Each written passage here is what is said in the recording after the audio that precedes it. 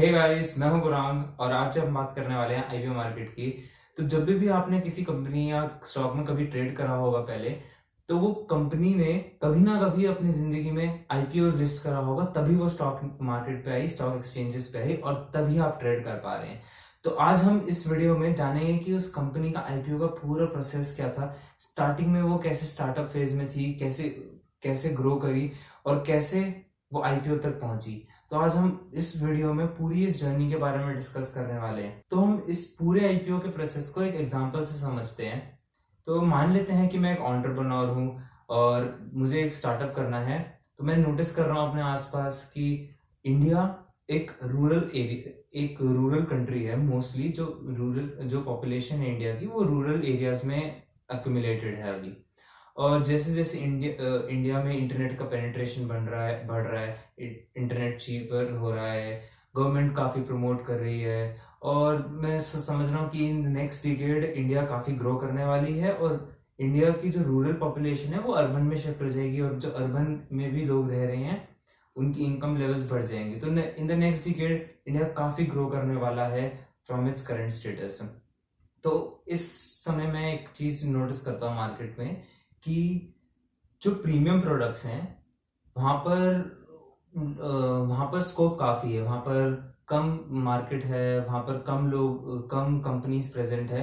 तो मैं उस एरिया में एंटर करना चाहता हूँ with the help of my startup. तो अब मैं क्या करता हूँ, मैं अपना एक स्टार्टअप खोलता हूँ जो ग्रूमिंग प्रोडक्ट्स का होता है, हाई प्रीमियम ग्रूमिंग प्रोडक्ट्स। तो जिनके लोगों के पास पैसा है वही खरीद पाएंगे, जिनके पास सरप्लस पैसा है वही खरीदेंगे, राइट। जिसके पास बेसिक नेसेसिटीज भी पूरा करने का पैसा नहीं है वो कैसे पे करेंगे। तो अभी मुझे इस मार्केट की काफी अपॉर्चुनिटी दिख रही है फ्यूचर में और मेरे पास एक बढ़िया आइडिया है काफी अपॉर्चुनिटी के साथ। तो अब मैं क्या करता हूँ, मुझे जरूरत है पैसों की, मेरे पास इतने पैसे नहीं है कि मैं अपना स्टार्टअप शुरू कर दूँ, ये जितने भी प्रोडक्ट्स हैं अपने बना पाऊँ। तो मैं क्या करता हूँ, अपने रिलेटिव्स के पास जाता हूँ, अपने दोस्तों के पास जाता हूँ और सबसे जाके पूछता हूँ कि भाई कोई पैसा दे दो, तो पैसा दे दो। तो मुझे अपने दो दोस्त मिलते हैं, वो मुझे पैसे दे देते हैं। और जो मुझे स्टार्टिंग में जो दो दोस्त मिले, एक आइडिया फेज पे मिले। मैंने अभी तक कोई स्टार्टअप की शुरुआत नहीं करी, कुछ भी शुरू नहीं करा, सिर्फ एक आइडिया है और उस आइडिया के साथ मैं अपने दोस्तों के पास गया और वो बोलते हैं कि ठीक है हम तुम्हारे स्टार्टअप में इन्वेस्ट करेंगे। तो जब वो लोग मान जाते हैं उसके बाद हमारे पास टोटल आ जाते हैं 5 करोड़ रुपए। तो ये जो दो दोस्त हैं मेरे जिनने मेरी कंपनी में इन्वेस्ट करा, एक आइडिया फेज पे ही, अभी कुछ शुरुआत नहीं हुई, इन मेरे दो दोस्तों को कहते हैं एंजल इन्वेस्टर्स। तो ये एंजल इन्वेस्टर 1 और एंजल इन्वेस्टर 2 हो गए और मैं इस कंपनी का प्रोमोटर, मालिक, मतलब जिस जिस बंदे ने कंपनी की शुरुआत करी है वो कहलाता है कंपनी का प्रोमोटर। तो मैं इस कंपनी का प्रोमोटर हो गया और ये अभी तक एंजल इन्वेस्टर्स। अब हमारे पास 5 करोड़ रुपए हैं, सबको मिला के, मेरे पैसे और उन दोनों के पैसे मिला के हमारे पास 5 करोड़ रुपए हो गए। और ये जो 5 करोड़ रुपए इनिशियली हुए इसको कहते हैं सीड फंड। जो एंजल इन्वेस्टर्स और अपने पैसे मिला के जो पैसे हुए स्टार्टिंग में उसे कहते हैं सीड फंड।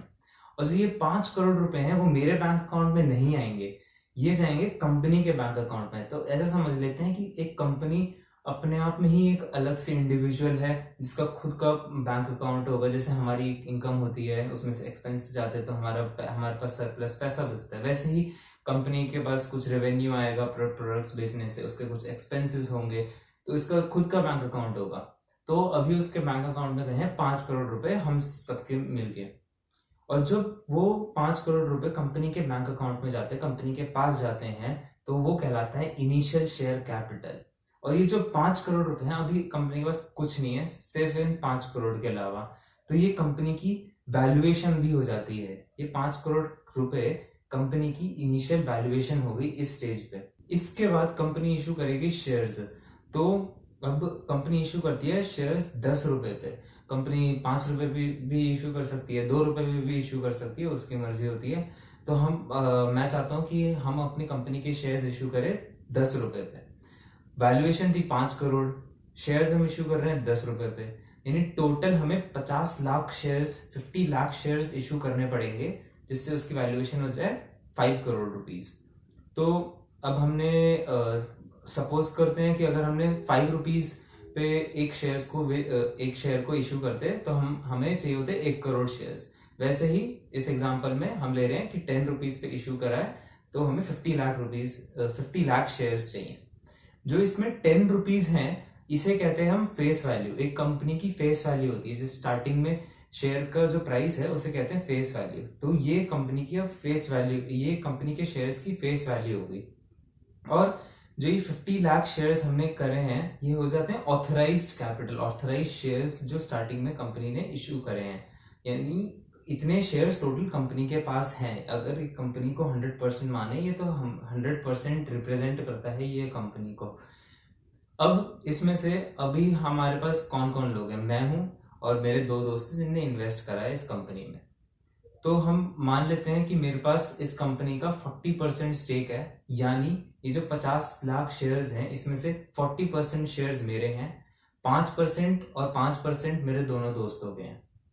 तो टोटल अभी तक इश्यू हो गए 50% शेयर्स। इस 50 लाख शेयर्स में से 50% शेयर्स इश्यू हो गए हैं। चलो ठीक है, यानी अभी 50% शेयर्स अभी भी रहते हैं इश्यू होने के लिए। तो ठीक है, अभी हम आगे काम करते हैं। अभी हमारे पास पैसा जो आया है 5 करोड़ रुपए, यहाँ से हम बिल्ड करना, प्रोडक्ट्स वगैरह बिल्ड करना शुरू करते हैं, अपने एरिया में बेचना शुरू करते हैं। अब मैं फरीदाबाद में रहता हूँ, तो एनसीआर रीजन में हम अपने प्रोडक्ट्स बेचना भी शुरू कर देते हैं। ठीक है, बहुत बढ़िया। इसके बाद 2-3 साल बाद हमारे प्रोडक्ट बहुत अच्छे से बिक रहे होते हैं, हमें अपॉर्चुनिटी दिख रही होती है, और हम सोचते हैं कि अब करते हैं थोड़ा एक्सपेंशन। अपने जो आसपास की सिटीज़ हैं, हरियाणा में, यूपी में, या फिर पंजाब में, राजस्थान में, यहाँ पर कुछ कुछ सिटीज़ में एक्सपैंड करना शुरू करते हैं, वहाँ भी अपने प्रोडक्ट्स बेचना शुरू करते हैं। तो उसके लिए अब हमें एक मैन्युफैक्चरिंग यूनिट लगानी पड़ेगी, और उसके लिए चाहिए होगा हमें पैसा, और उसके साथ हमें कुछ लोगों को भी हायर करना होगा, उसके लिए भी हमें पैसे चाहिए होंगे। तो अब हमने, यानी अपनी मैनेजमेंट ने, हमने एस्टिमेट लगाया कि हमें 7 करोड़ रुपए की ज़रूरत होगी। तो अब हमारे पास ऑप्शंस होते हैं कुछ, या तो मैं वापस अपने दोस्तों के पास या रिलेटिव्स के पास जाऊँ, उनसे पैसे मांगूं, बट 7 करोड़ रुपए रिलेटिव्स या दोस्तों से मांगना थोड़ा ज़्यादा हो जाता है। तो हम क्या करते हैं, इस बार जाते हैं वेंचर कैपिटलिस्ट के पास। वेंचर कैपिटलिस्ट क्या करता है, वो एक कंपनी को के अर्ली स्टेज में, स्टार्टिंग में जो एंजल इन्वेस्टर्स थे उन्हें आइडिया फेज पे ही इन्वेस्ट कर दिया था। बट वेंचर कैपिटलिस्ट क्या करते हैं कि जब स्टार्टअप एक शुरू हो जाता है, थोड़ा अपने प्रोडक्ट्स बेचना शुरू करता है, और बहुत अर्ली स्टेज पे होता है, यानी अपना सिर्फ 1-2 साल पुराना ही स्टार्टअप है, उस स्टेज पे वेंचर कैपिटलिस्ट आके इन्वेस्ट करता है एक छोटा अमाउंट, रिलेटिव टू जो बहुत बड़ी बड़ी कंपनीज करते हैं, वो बाद में हम देखेंगे। ये एक छोटा अमाउंट इन्वेस्ट करता है, यानी 7 करोड़ रुपए। तो हम सबसे पहले गए एक वेंचर कैपिटलिस्ट के पास, और जब हम सबसे पहली बार जाते हैं एक वेंचर कैपिटलिस्ट के पास, तो उसे कहते हैं सीरीज ए फंडिंग। तो हम गए एक वेंचर कैपिटलिस्ट के पास, उसने बोला ठीक है, मैं आपको 7 करोड़ रुपए दे दूंगा, आपकी कंपनी को 7 करोड़ रुपए दे दूंगा, बट रिटर्न में मुझे चाहिए 14% स्टेक। ठीक है, तो हमने ये बोल दिया ठीक है, हमें 7 करोड़ रुपए दे दो, आप 14% स्टेक ले लो। याद रखिए, हमारे पास 50% शेयर्स हमने इशू नहीं करे थे, हमारे पास 50% रहते थे इशू करने के लिए, तो उसमें से हमने 14% उसको दे दिए, और उसने उस 14% के बदले 7 करोड़ रुपीज दिए। तो हम यहाँ से एक और चीज जानते हैं कि इस कंपनी की वैल्यूएशन कितनी होगी। तो इस जो वेंचर कैपिटलिस्ट है, उसने 14% की जगह 7 करोड़ रुपीज दिए। तो हम बेसिक मैथमेटिक्स यहाँ लगाते हैं, तो उसने 14% कंपनी की टोटल वैल्यू जो होगी उसमें से 14% के लिए 7 करोड़ रुपीज दिए, यानी 14% of x is equal to 7 crore, यानी यहाँ से अपना x आ गया 50 करोड़। तो वो वेंचर कैपिटलिस्ट हमारी फर्म को, अपनी कंपनी को वैल्यू करता है 50 करोड़ रुपीज के लिए। बहुत सही। इसके बाद यानी हमारा स्ट्रक्चर हो गया, 40% स्टेक मेरे पास, 5% स्टेक एंजल इन्वेस्टर के पास, और 14% स्टेक सीरीज ए फंडिंग के वेंचर कैपिटलिस्ट के पास। अब इसके बाद हमारे पास पैसा आ गया, बहुत कुछ आ गया, और हम शुरू कर देते हैं अपने आसपास की सिटीज में एक्सपैंड करना, और कंपनी काफ़ी अच्छी चल रही होती है, और 2-3 साल हम ऐसे ही करते हैं, और उसके बाद हमें लगता है कि ठीक है, अब हम इन सिटीज़ में बहुत अच्छे से एक्सपैंड हो गए, अब चांस आ गया है कि हम पूरे नॉर्थ इंडिया में एक्सपैंड करें।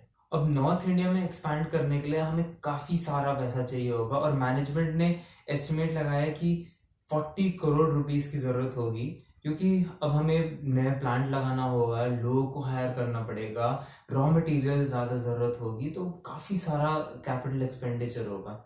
और ये जो चीज़ होती है, ये जब जब भी हम एक कंपनी एक्सपैंड कर रही होती है तो उसे नए नए लैंड खरीदना पड़ता है और कैपिटल एक्सपैंड करना पड़ता है, अपना बेसिकली नया प्लांट लगाना पड़ता है, तो इसे कहते हैं कैपिटल एक्सपेंडिचर। और इसको कैपिटल एक्सपेंडिचर को शॉर्ट फॉर्म में कहते हैं कैपेक्स। जब भी एक कंपनी एक्सपैंड कर रही होती है, उसे उसे जितना भी इन्वेस्टमेंट का रिक्वायरमेंट होता है उसे कैपेक्स कहते हैं। तो इस केस में हमारा कैपेक्स हो गया 40 करोड़ रुपीज। तो अब कैपेक्स के लिए अब जो पैसा चाहिए होगा, कंपनी के पास अलग अलग ऑप्शंस है। कंपनी के पास अभी 3 ऑप्शंस हैं इसके लिए, इसको फंड करने के लिए। सबसे पहला हो गया जो कंपनी प्रॉफिट्स जनरेट कर रही है, जो अपने प्रोडक्ट्स बेच के प्रॉफिट्स जनरेट कर रही है, उससे एक तरीका हो गया और इसको कहते हैं इंटरनल एक्रूवल्स। वैसे ही दूसरा एक तरीका है कंपनी के पास सीरीज बी फंडिंग का। जैसे हमने अभी सीरीज ए की फंडिंग ली थी वेंचर कैपिटलिस्ट से, वैसे ही हम सेकंड वेंचर कैपिटलिस्ट के पास जाएंगे और सीरीज बी की फंडिंग उठाएंगे। और थर्ड तरीका है डेट, यानी लोन, बैंक के पास जाके लोन लेना और उस पर इंटरेस्ट चार्जेस हम पे करेंगे over the next few years. तो कंपनी की मैनेजमेंट सोचती है कि हम तीनों तरीकों से इस 40 करोड़ को फंड करेंगे, एक कैपेक्स को फंड करेंगे। और ऐसे वो सोचती है कि 15 करोड़ रुपीज तो हम इंटरनल एक्रूवल से करेंगे, यानी जो अपना प्रॉफिट आ रहा है उसी से 15 करोड़ रुपीज फंड करेंगे। और बाकी 15 करोड़ रुपीज का हम लोन लेंगे बैंक से जाके, और बचे जो 10 करोड़ रुपीज उसकी जाके हम फंडिंग उठाएंगे किसी वेंचर कैपिटलिस्ट के पास जाके। क्योंकि 40 करोड़ एक वेंचर कैपिटलिस्ट के पास जाके उठाना बहुत ज्यादा हो जाता है, वेंचर कैपिटलिस्ट इतना बड़ा अमाउंट नहीं दे पाते हैं। तो हम ऐसे टुकड़ों में बांट के आखिर में वेंचर कैपिटलिस्ट से सिर्फ 10 करोड़ रुपीज लेंगे। और जब हम वेंचर कैपिटलिस्ट के पास गए एक सीरीज बी फंडिंग के लिए, क्योंकि ये सेकंड टाइम हम जा रहे हैं वेंचर कैपिटलिस्ट के पास, तो ये जो सीरीज बी फंडिंग है इसमें वेंचर कैपिटलिस्ट कहता है कि आप मुझसे 5% स्टेक ले लीजिए, आप मुझे 5% स्टेक दे दीजिए और 10 करोड़ रुपीज ले लीजिए। हम कंपनी वालों ने मान लिया, ठीक है आप हमसे 5% स्टेक ले लीजिए और हम 10 करोड़ रुपीज दे दीजिए, हम बहुत अच्छे से इस्तेमाल करेंगे उसका। तो इस स्टेज पे अब आप मुझे बताइए कि इस कंपनी की वैल्यूएशन कितनी होगी। इस वीडियो को अभी पॉज करिए और कैलकुलेट करके सोचिए और बताइए। तो इस कंपनी की वैल्यूएशन अब हो जाएगी 200 करोड़ रुपीज। वही सेम तरीका, 5% of x is equal to 10 crore, तो 200 करोड़ रुपीज इसकी वैल्यूएशन आ गई है कंपनी की। ओके, तो इसके बाद अब हमारे पास काफी सारा पैसा आ गया है, तो हम नॉर्थ इंडिया में भी एक्सपैंड करने के लिए तैयार हो गए हैं। हमने अपने मैन्युफैक्चरिंग साइट्स लगा दिए, लोगों को हायर कर लिया, पूरे नॉर्थ इंडिया को स्टडी करो और उसके हिसाब से अच्छे से एक्सपैंड करा। और बिजनेस 3-4 साल के बाद भी काफी अच्छा चल रहा है, हम काफी खुश हैं। तो अब हम सोच रहे हैं कि अब हम और एक्सपैंड करेंगे, हम पूरे इंडिया में एक्सपैंड करने का प्लान है अब। तो इसके लिए अब हमें चाहिए होगा फिर से ढेर सारा पैसा। और इस बार मैनेजमेंट ने एस्टिमेट लगाया कि 60 करोड़ रुपीज चाहिए होंगे एडवर्टाइज करने के लिए, वापस नए कैपिटल एक्सपेंड 60 करोड़ रुपीज का बेसिकली कैपिटल एक्सपेंडिचर, क्योंकि हमें नया प्लांट लगाना होगा, काफी कुछ करना पड़ेगा, एडवर्टाइज वगैरह भी, राइट। तो अब ये जो 60 करोड़ रुपीज हैं एक वेंचर कैपिटलिस्ट से लेना तो बहुत ज्यादा हो जाएगा। अभी हम इंटरनल एक्रूवल्स यानी अपने प्रॉफिट से फंड नहीं करेंगे, ना हम डेट लेंगे, हमें से फंडिंग उठानी है अभी, ठीक है। तो अब वेंचर कैपिटलिस्ट से एक नॉर्मल इंडिविजुअल होता है, उससे इतना पैसा लेना बहुत ज्यादा हो जाता है। तो जब भी इस स्टेज पे आते हैं जब हमें बहुत सारे पैसे उठाने होते हैं, बहुत सारी फंडिंग की जरूरत होती है, तो हम जाते हैं एक पी फर्म के पास, प्राइवेट इक्विटी फर्म। अब प्राइवेट इक्विटी फर्म एक फर्म होती है जिसमें स्पेशलाइज्ड इंडिविजुअल्स होते हैं, हाईली एजुकेटेड पीपल होते हैं। और वो जो लोग होते हैं वो क्या करते हैं कि वो सिर्फ फंड नहीं करते, वो एक बंदा भी भेजते हैं, या वो पूरी कंपनी स्ट्रेटेजिकली कंपनी हमारी यानी हमारी कंपनी को भी हेल्प करती है ग्रो करने में। वो हमें स्ट्रेटेजीज बताती है कि हाँ हम ये कर सकते हैं, क्योंकि वो काफी क्वालिफाइड होते हैं, काफी एक्सपीरियंस होता है उन लोगों के पास, एजुकेशनल बैकग्राउंड भी काफी अच्छा होता है। तो उसकी वजह से वो हमारे बोर्ड में आ जाते हैं और वो हेल्प करते हैं पूरी कंपनी की। तो मैं ठीक है, अब मैं किसी प्राइवेट इक्विटी फर्म के पास गया और मैंने 60 करोड़ रुपीज उस फर्म से मांगे और उन्होंने दे दिए, और उनने इन रिटर्न में मांगा 15% का स्टेक।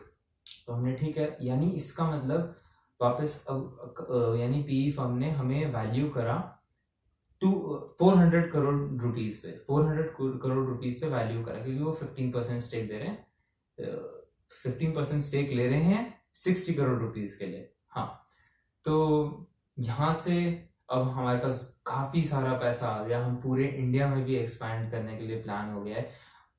और इस बार तो हमारे पास पी फर्म का भी हेल्प है, क्योंकि वो हमें स्ट्रेटेजिकली पूरा अच्छे से हेल्प करेंगे, कैसे इन्वेस्ट, कैसे एक्सपैंड करना है साउथ इंडिया में जाके, बाकी पूरे इंडिया में अच्छे से कैप्चर करना है, जिससे एक मोनोपोली बन जाए। तो काफ़ी अच्छा प्रोसेस चल रहा है, और नेक्स्ट 5-6 ईयर्स हमने काफ़ी बहुत अच्छा एक्सपेंशन करा है, प्रॉफिट मार्जिन्स भी अच्छे हैं, काफ़ी अच्छा लग रहा है। तो इंडिया हम काफ़ी कैप्चर कर लिए हैं।